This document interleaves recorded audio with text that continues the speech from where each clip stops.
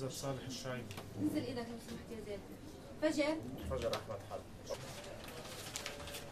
اليوم كان على النيابة العامة الحق العام الذي تقدم بشكوى ضد الناشطين الشباب أن يقدم بينته وذلك بإحضار شهود النيابة وهم 4 شهود من الشرطة الفلسطينية، إلى أنه شهود النيابة اليوم لم يحضروا ولم تعد أوراق تبليغهم إلى ملف الدعوة.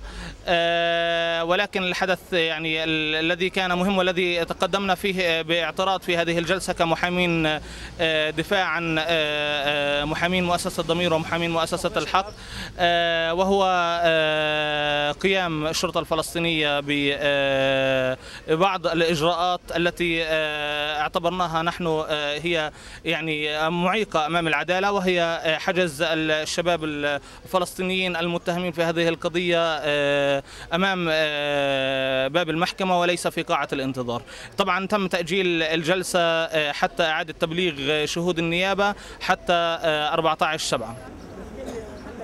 بيبعت رسالة كثير خطيرة للخارج انه احنا بنطلب من العالم يقاطع اسرائيل، بينما احنا برعاية رسمية نخترق معايير المقاطعة.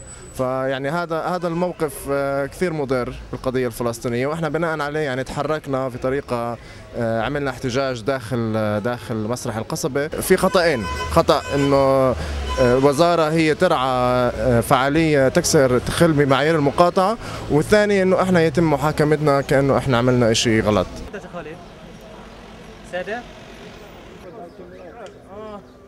امي بيني وبين الصحفيين يعني حتى